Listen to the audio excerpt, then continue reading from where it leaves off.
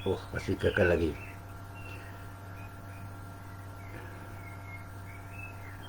Assalamualaikum warahmatullahi wabarakatuh.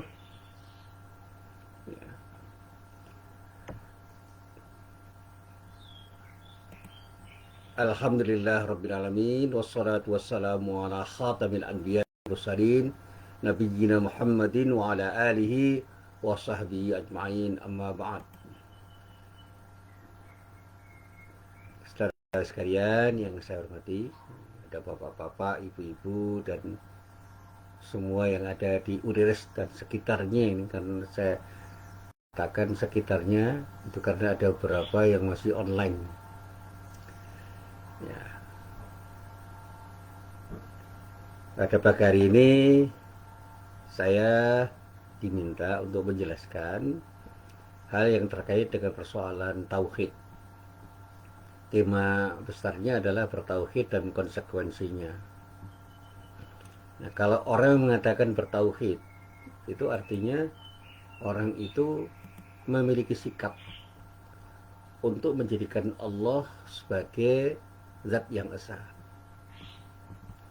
Nah, bertauhid itu bisa bermacam-macam, tapi ujung-ujungnya dan puncaknya itu pada ketika kita mengikrarkan kalimat la ilaha illallah. Karena puncak tauhid itu pada ketika kita mengakui hanya ada ilah yang satu, yaitu Allah. Sehingga tidak ada ilah yang lain selain Allah. Nah, pada saat ketika kita mengucapkan la ilaha illallah itu, kita sudah menafikan semua yang kita sembah, semua yang kita patuhi, semua yang kita pasrai, semua yang kita mintai pertolongan, dan bahkan semua ketergantungan kita selain kepada Allah Subhanahu wa Ta'ala. Ini yang selalu saya sampaikan dalam beberapa kesempatan. Baik, untuk kemudian saya sampaikan kepada teman-teman, dan ketika kita ini sudah mengatakan saya bertauhid dengan konsep awal adalah la ilaha illallah, maka tidak boleh tidak kita hanya akan beribadah kepada Allah saja.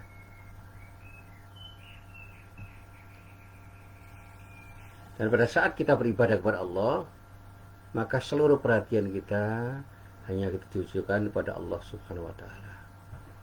Pada saat kita beribadah kepada Allah, kita tujukan cinta kita hanya kepada Allah. Dan sehingga segala macam cinta dan perhatian kita pada yang lain itu akan bergantung pada cinta kita kepada Allah. Kita mencintai sesuatu karena Allah. Kita memperhatikan sesuatu karena Allah. Kita menaati sesuatu karena Allah. Kita mengikuti sesuatu karena Allah. Dan pada saatnya kita mengatakan iya dan tidak juga karena Allah. Dan inilah yang selalu saya sampaikan dalam beberapa kesempatan. Konsekuensi dari kalimat la ilaha illallah ini memang berat sekali. Karena pada saat la ilaha illallah itu kita ucapkan, maka kebergantungan kita itu hanya kepada Allah saja.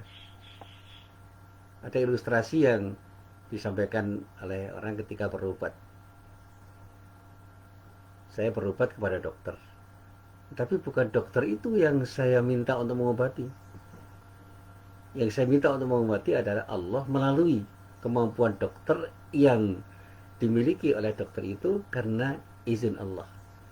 Nah, sekali lagi kita harus membedakan dua kalimat, biidznillah dan insyaallah. Kalau biidznillah itu semua bergantung pada Allah. Tetapi kalau insyaallah itu ada upaya, ada ikhtiar. Nah, ketika saya ditanya mau kemana, mau berobat, kemana? Ke PKU Muhammadiyah. Insyaallah akan ketemu dokter X. Itu karena ada upaya kita, ada upaya saya. Nah, tapi ketika saya ditanya, nggak mungkin yakin sembuh, saya katakan biidznillah. Biidznillah itu artinya kita bergantung sepenuhnya kepada Allah saja. Sehingga dokter itu bukan asyafi, bukan orang yang akan menemukan kesembuhan. Kesembuhan dari Allah. Nah, dokter itu hanya melakukan treatment pengobatan dan itu ikhtiar dokter. Ikhtiar seorang dokter dengan ilmu yang didapatkan dari Allah untuk melakukan treatment pengobatan kepada seorang pasien yang menurut dokter itu akan bisa diberi treatment dengan ilmu yang dia pahami untuk dilakukan treatment tertentu dengan prosedur atau SOP yang sudah difahami dan harus dilaksanakan. Lalu kenapa ini yang saya sampaikan? Nah, inilah yang selalu saya sampaikan dalam beberapa kesempatan, bahwa ketika orang itu sudah mengucapkan la ilaha illallah, dalam bahasa hadis, man qala la ilaha illallah, siapapun yang telah mengucapkan la ilaha illallah, itu selanjutnya adalah fakafara bima yu'badu min dunillah. Orang itu harus melakukan takfir. Artinya apa? Meniadakan sesuatu yang disembah selain Allah. Sehingga ketika orang itu mengatakan la ilaha illallah, itu tidak ada peluang dia itu taat, patuh, mencintai sesuatu kecuali karena Allah. Dan pada saatnya dikatakan haruma maluhu adamu wa hisabuhu Allah. Hartanya, darahnya, dan hisabnya itu perhitungan diserahkan kepada Allah Subhanahu wa ta'ala. Nah, seringkali orang latah mengatakan Islam itu agama yang mengedepankan tauhid. Agama yang mengajarkan keyakinan bahwa tidak ada Tuhan selain Allah. Ini ungkapan yang latah. Tetapi bukan berarti salah, ini benar. Karena ajaran tauhid itu adalah ajaran sentral di dalam Islam. Dan inilah yang membedakan Islam dengan agama-agama lain.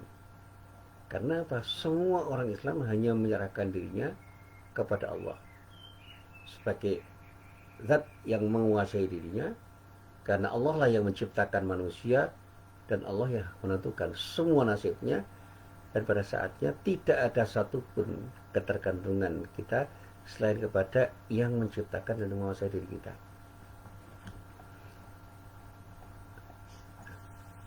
Jadi yang menarik, saya berkali-kali mencoba untuk menyelami apa yang pernah diungkapkan oleh Profesor Amin Rais di dalam bukunya Tauhid Sosial.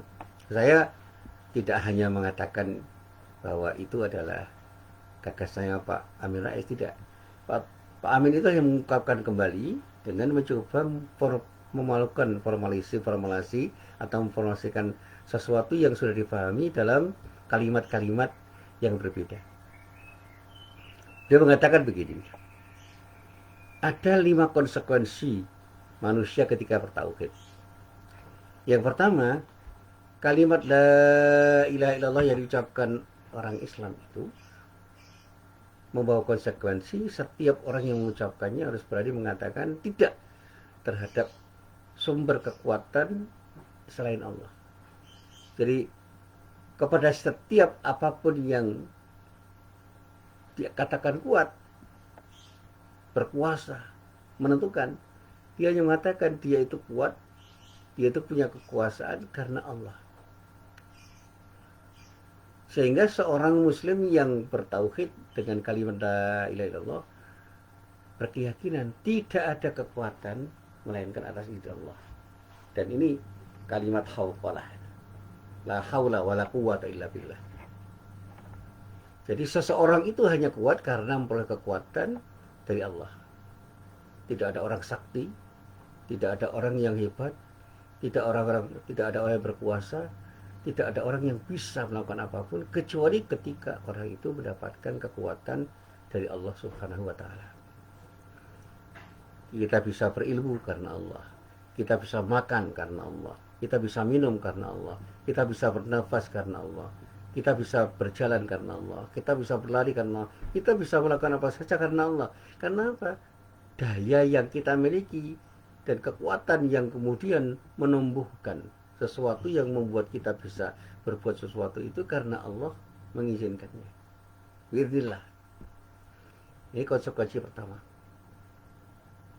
Nah inilah yang kemudian dikatakan oleh para ulama, setiap orang yang bertauhid itu dia yakin dengan seyakin-yakinnya bahwa dia tidak punya apa-apa kecuali ketika Allah berikan apa-apa. Sekali lagi, dia tidak punya apa-apa ketika itu kecuali ketika Allah berikan apa-apa. Yang kedua, setiap hal yang tidak sesuai dengan nilai ketauhidan maka dia akan mengatakan tidak. Segala hal yang tidak ada kaitannya dengan konsep tauhid bisa dipastikan itu adalah salah. Sehingga orang mengatakan bahwa apapun yang ditawarkan oleh orang yang berseberangan dengan konsep tauhid itu harus ditolak. Apa contohnya itu? Satu contoh misalnya, ketika kita itu ditawari untuk mendapatkan uang, dan uang yang kita dapatkan itu harus kita cari dengan cara yang haram, dengan cara korupsi, dengan cara menipu, dengan cara melakukan manipulasi, kita harus mengatakan tidak. Termasuk ketika kita harus taat kepada sesuatu atau seseorang yang ketaatan kita itu menyebabkan ketaatan kita kepada Allah itu hilang atau bahkan terkurangi, maka kita akan mengatakan bahwa sesuatu yang ditawarkan itu harus kita katakan tidak. Jadi misalnya Mas Agung ditawari, ini daging apa? Gak usah tanya. Haram atau halal? Gak usah tanya. Ini pemberian saya. Selama ini tidak halal, saya gak mau. Halal bendanya, halal cara memperolehnya, dan halal ketika saya makan sehingga tidak memberikan dampak yang mengakibatkan saya jatuh dalam keharaman. Ini daging sapi. Halal kalau gitu. Tapi saya dapat dari mencuri. Ini haram karena didapat dari sesuatu yang haram. Ini daging sapi, tapi sapinya disembelih dengan cara yang tidak selaras dengan konsep syariat. Ini jadi haram. Atau ini daging sapi yang saya berikan kepada Anda untuk memberikan suap pada Anda agar Anda meluluskan apa yang saya minta. Ini haram karena itu ada unsur suap. Berat sekali itu. Jadi daging sapi ya halal. Tetapi ketika daging sapi itu dihasilkan dari sebuah proses yang haram atau bisa berdampak haram, daging sapi yang semula halal itu menjadi haram, dan oleh karena itu kita harus mengatakan tidak ketika diberi daging sapi itu. Nah sekarang bukan daging sapi saja yang dibuat iming-iming atau akan diberikan kepada kita. Banyak hal itu, termasuk jabatan, uang. Ya, jabatan dan uang itu adalah sesuatu yang pada awalnya mubah, tapi ketika didapatkan dengan cara yang tidak halal atau didapatkan dalam rangka untuk mencapai sesuatu yang tidak halal, maka jabatan dan uang itu menjadi haram. Dan oleh karena itu katakan tidak, karena apa? Itu berseberangan dengan nilai ketauhidan yang harus kita pegang untuk sesuatu yang mau kita lakukan. Ini yang kedua. Yang ketiga, setiap orang Islam yang sudah bertauhid itu sebenarnya dia sudah memproklamasikan bahwa dia itu betul-betul menyatakan inna sholati wa nusuki wa mahyaya wa mamati lillahi rabbil alamin. Nah, deklarasi semacam ini itu menjadi deklarasi hidup mati. Artinya saya hidup karena Allah, saya mati karena Allah. Ketika saya itu sholat, saya sholat karena Allah. Ketika saya berkorban untuk melakukan tindakan apapun, pengorbanan saya itu hanya untuk Allah. Ketika saya hidup saya itu betul-betul saya isi untuk mendapatkan ridha Allah. Ketika saya mati, insya Allah saya mati dalam keadaan saya taat kepada Allah. Nah, proklamasi ini maksudnya adalah untuk menyatakan bahwa kita beriman pada kebenaran yang datang dari Allah dan tidak beriman pada apapun tawaran kebenaran yang berseberangan dengan kebenaran yang datang dari Allah. Di dalam hidup ini kita hanya harus mengisi apapun yang benar menurut Allah dan tidak boleh kita isi dengan tawaran kebenaran yang tidak selaras dengan tawaran kebenaran yang datang dari Allah. Sehingga orang mengatakan Islam harus menjadi way of life. Kalau way of life itu cara hidup, sudah. Islam harus menjadi pandangan hidup. Islam harus menjadi mindset yang selalu ada di dalam diri kita. Sehingga cara berpikir kita, cara bersikap kita, cara bertindak kita itu benar-benar hanya berdasar pada nilai-nilai kebenaran yang datang dari Allah, dan tidak boleh ada satupun acuan yang kita acu yang berseberangan dengan kebenaran yang datang dari Allah. Ini yang ketiga. Yang keempat, ini yang selalu saya sampaikan dalam beberapa kesempatan. Kita harus mengkonkretkan nilai ketauhidan itu ke dalam kehidupan nyata. Artinya kita harus membunyikan. Dan inilah yang disebut dengan ihsan. Ihsan itu adalah menyatakan kebaikan secara konkret di dalam kehidupan. Dan puncak ihsan itu pada ketika kita membangun ketakwaan kita kepada Allah, karena kita harus melakukan ketaatan kita kepada Allah dengan ketaatan yang terbaik. Maka di dalam ayat-ayat tentang takwa itu selalu ada kata-kata yang terselip. Bagaimana kita melakukan tindakan di dalam bertakwa itu dengan konsep ihsan. Konsep ihsan itu adalah sebuah konsep yang mengedepankan sesuatu yang harus kita lalui dengan optimal. Itu konsep ihsan. Jadi ketika kita bertakwa jangan asal-asalan, kita harus optimal membangun ketakwaan kita kepada Allah. Dan itu sikap tauhid kita. Iman itu harus terbangun di dalam amal soleh. Dan sekali lagi amal soleh itu tidak hanya baik dalam arti normatif, tapi juga baik dalam arti budaya. Jadi kalau dalam bahasa Jawa, soleh itu harus empan papan, proporsional dalam bahasa Indonesia. Ya, sebuah tindakan itu dinilai soleh ketika secara normatif memang dikatakan baik, dan ketika dilaksanakan itu benar-benar bernilai baik dimanapun, kapanpun, untuk siapapun, sehingga pada saat ketika diamalkan semua akan melahirkan kebaikan demi kebaikan. Itu yang disebut soleh. Maka dikatakan Islam itu solih likulli makan wa zaman.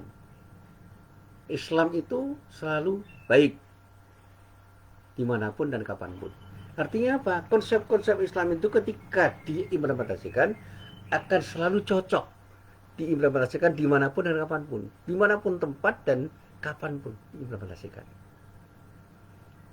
Satu contoh yang paling mudah, kalau kita bertetangga, kita tidak boleh mengganggu tetangga kita. Ketika kita itu berteman, tidak boleh mengganggu teman kita. Ketika kita itu bersahabat, tidak boleh mengganggu sahabat kita. Dan ketergangguan sahabat kita itu seringkali hanya karena kita itu melakukan sesuatu yang pada dasarnya halal. Apa misalnya? Kita cemberut. Cemberut itu kan sesuatu yang tidak diharamkan oleh Islam. Cemberut sendiri kok dihalalkan. Tapi begitu cemberut itu kita ekspresikan di hadapan orang, maka orang akan tidak senang. Makanya di dalam akhlak Islam, sedekah itu juga bisa dilakukan dengan tersenyum.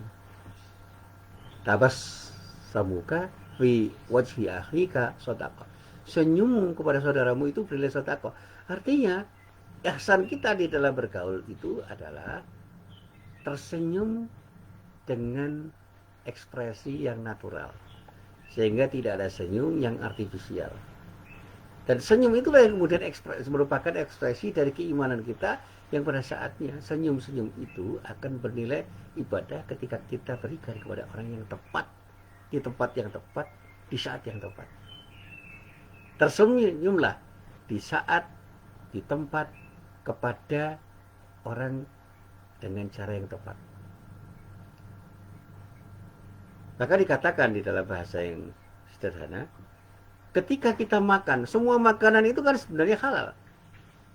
kecuali makanan yang diharamkan Allah. Nah, apakah semua makanan yang dihalalkan Allah itu harus kita makan dan boleh kita makan? Tidak, kita tidak boleh melakukan tindakan dengan konsep israf. Kulu washrabu, tetapi wala tusrifu. Silakan ada makan dan minum, tetapi jangan berlebihan. Israf itu adalah tindakan berlebihan ketika makan dan minum. Apapun makanan yang halal dan minuman yang halal itu ketika diminum dan dimakan secara berlebihan menjadi haram, menjadi tidak boleh dimakan. Dan aktivitas juga begitu. Kita boleh beraktivitas apapun dengan aktivitas yang halal. Tapi ketika aktivitas kita itu berdampak negatif pada diri kita, maka kita dikatakan telah melakukan tindakan ghulu, berlebihan. Maka aktivitas berlebihan itu diharamkan.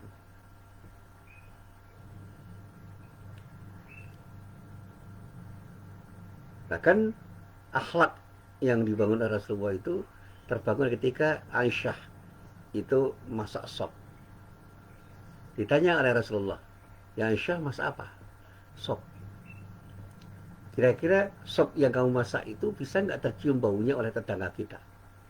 "Ya bisa ya Rasulullah."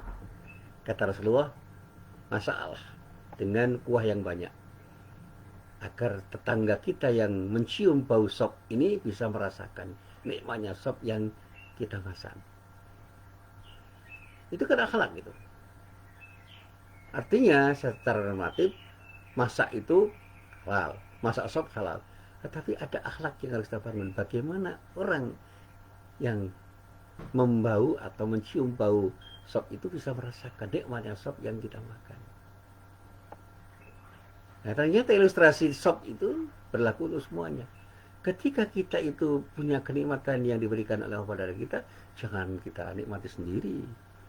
Orang lain juga bisa kita beri, dan memang harus kita beri supaya orang lain bisa merasakan kenikmatan yang diberikan oleh Allah pada diri kita. Maaf, ini kalau kita bicara tentang ilmu misalnya. Orang pintar boleh nggak? Boleh, tapi jangan pernah kepintaran kita itu kita genggam sendiri. Kita share dengan orang lain, pada orang lain, sehingga orang lain bisa menikmati kepintaran kita, ilmu yang kita pahami. Sehingga mengajar itu bukan hanya wajib, tetapi perlu untuk kita lakukan, dan pada saatnya ada kewajiban kita untuk melakukan tindakan mengajar karena kita punya kemampuan untuk mengajar dengan ilmu yang kita miliki. Dan pada saatnya puncak ihsannya itu ketika kita mencintai proses belajar mengajar itu, sehingga karena kita cinta, kita rindu untuk mengajar dimanapun dan kapanpun kepada siapapun. Sehingga seorang guru, seorang dosen yang bersikap ihsan itu, dia akan selalu ingin mengajar dengan cara yang terbaik agar mahasiswa yang diajar itu memahami apa yang diajarkan tanpa dia berpikir, saya dapat apa dari proses belajar mengajar yang saya lalui itu, karena tujuannya yang satu, untuk mendapatkan ridho Allah semata-mata. Ini konsep tauhid yang lahir ketika kita itu punya ilmu untuk berbagi pada yang lain. Boleh nggak seorang pengajar atau seorang dosen dibayar? Boleh, tetapi jangan itu semua menjadi tujuan. Gaji itu hanya akibat saja. Dan kita yang menggaji dosen itu menghargai jeripaya dosen itu. Tapi dosen yang mengajar jangan pernah bertujuan untuk mencari uang ketika mengajar. Karena cinta kita kepada sesuatu yang kita laksanakan, kita itu hanya ingin mengajar karena ingin mendapatkan ridha Allah, dan karena itu seperti apapun sulitnya kita mengajar, kita tidak akan pernah mengeluh. Ini konsekuensi kita bertauhid. Nah, yang terakhir, konsekuensi terakhir dari tauhid itu adalah ketika kita mengambil ukuran atau standar kebaikan itu bersandar pada nilai-nilai ilahiyah. Manusia itu bukan sesuatu yang harus kita rujuk segalanya. Tidak berlaku ukuran-ukuran manusiawi itu secara mutlak. Ukurannya adalah Allah ridho atau tidak. Kadang-kadang orang itu berpikir, yang penting saya puas, yang penting orang lain puas, yang penting diterima oleh orang. Dia lupa untuk berpikir, apakah yang kita kehendaki apakah yang dikehendaki oleh orang, apakah yang memuaskan diri kita dan orang lain itu mendapatkan ridha Allah atau tidak. Kita harus bertanya kepada diri kita, apakah yang akan saya lakukan itu akan mendapatkan ridho dari Allah atau tidak. Kalau tidak, jangan lakukan. Apakah yang sedang saya lakukan itu benar-benar sesuatu yang akan mendapatkan ridho Allah atau tidak. Kalau tidak, hentikan.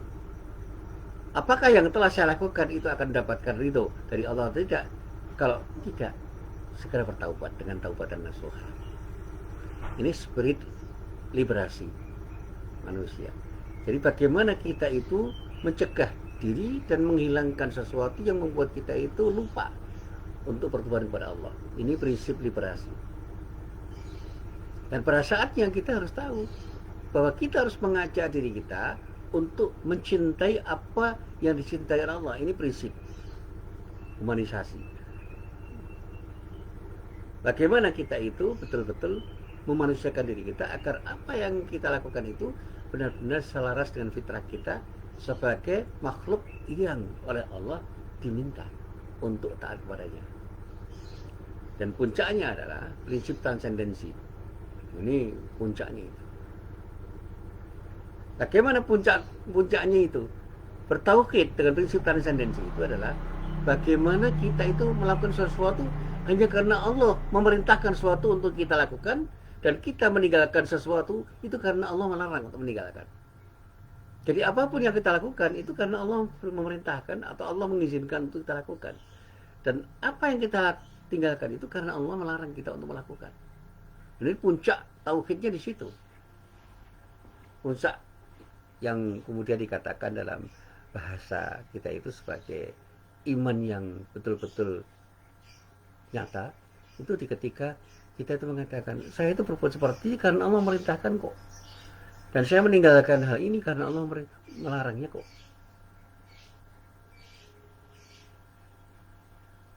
Ilustrasinya seperti apa? Saya sering mengatakan, di dalam Al-Quran kalimat fastabiqul khairat itu adalah kalimat yang mendorong diri kita, memotivasi diri kita. Kita itu hanya diminta oleh Allah untuk menuju khairat. Khairat itu sesuatu yang serba baik. Kita hanya diminta oleh Allah untuk menuju pada sesuatu yang serba baik. Baik dalam arti horizontal, baik dalam arti juga vertikal. Artinya apa? Apa yang baik untuk kita ketika kita itu berinteraksi dengan sesama makhluk, ayo lakukan. Baik menurut Allah ketika kita beribadah kepada Allah, kita lakukan. Nah, konsep fastabiqul khairat dalam wilayah transendensi itu adalah sesuatu yang memicu kita, mendorong kita, motivasi kita untuk berbuat sebaik mungkin ketika beribadah kepada Allah. Sehingga jangan pernah menjadi minimalis di dalam beribadah. Dan sekali lagi dalam konsep tasawuf ini, ibadah itu bukan soal kuantitas kok, soal kualitas. Satu rakaat yang kita laksanakan dengan khusyuk itu lebih baik dari 1000 rakaat yang kita lakukan dengan tidak khusyuk. Dan khusyuk itu persoalan penghayatan kita terhadap amalan kita. Nah, orientasi kuantitas itu kan seringkali, orientasi kuantitatif itu kan seringkali membuat orang itu mendorong orang lain. Ayo, jangan lupa sholat tahajud sebanyak-banyaknya. Jangan lupa sholat duha sebanyak-banyaknya. Ini ukuran kuantitatif. Orientasi kuantitatif seperti ini bukan salah, tetapi menjadi tidak bermakna ketika kita bicara tentang iman dan amal soleh yang akan kita lakukan dalam rangka untuk mencari ridha Allah. Perbaiki diri dengan orientasi kualitatif. Silakan memperbanyak sholat duha, silakan memperbanyak sholat tahajud, silakan memperbanyak membaca Al-Quran, tapi niatkan semua karena Allah. Dalam bahasa sederhana, ikhlas itu harus menyertai tindakan kita. Dan keikhlasan ini yang akan menjadikan diri kita itu selalu ingat kepada Allah. Makan, ingat Allah. Ketika minum, ingat Allah. Ketika berjalan, ingat Allah. Ketika melihat, ingat Allah. Ketika memejamkan mata, ingat Allah. Ketika mendengarkan sesuatu, ingat Allah. Ketika belajar, ingat Allah. Ketika mengajar, ingat Allah. Ketika piknik, ingat Allah. Dan pada saatnya ingatan kita kepada Allah itu akan melahirkan kedekatan kita kepada Allah. Yang pertama, kedekatan dengan konsep muraqabah. Kita selalu merasa diawasi Allah dan puncaknya musyahadah. Kita selalu merasa melihat Allah, menyaksikan Allah, dan karena kita menyaksikan Allah, kita selalu bisa tersenyum ketika beribadah kepada Allah, dan kita selalu khawatir atas rasa yang disebut khauf ketika belum beribadah kepada Allah, karena ada kemungkinan kita itu resah dan gelisah, jangan-jangan Allah akan memberikan adab kepada kita karena kita lupa untuk beribadah kepada Allah. Konsepnya khauf dan roja. Khauf itu adalah rasa cemas, rasa khawatir terhadap sesuatu yang akan menimpa diri kita. Seperti orang ketika sedang berjalan, di depannya ada anjing, awas ada anjing. Jangan-jangan kita digigit. Itu khauf. Awas, jangan main-main. Jangan-jangan Allah marah. Itu khauf. Kalau roja, alhamdulillah, saya punya peluang untuk berbuat baik. Mudah-mudahan Allah memberikan pahala pada diri saya. Mudah-mudahan saya mendapatkan surga. Ini roja. Nah, khauf dan roja itu harus terbangun, dan pada saat manusia itu pada puncak tauhidnya dengan konsep transendensinya, orang akan mengatakan, saya berbuat sesuatu karena saya berharap Allah memberikan pahala pada diri saya. Saya tidak berani berbuat sesuatu karena saya takut Allah tidak ridho terhadap apa yang saya lakukan. Maka kemudian karena cintanya, orang itu ingin memperbaiki amalan-amalan baiknya, dan pada saatnya amal soleh itu menjadi sesuatu yang dia cintai, dan dia sama sekali tidak ingin berbuat maksiat sekecil apapun. Nah, ini konsekuensi tauhid. Nah, adik-adik yang saya hormati, sekali lagi saya mohon maaf ini karena jaringan internetnya jelek ini,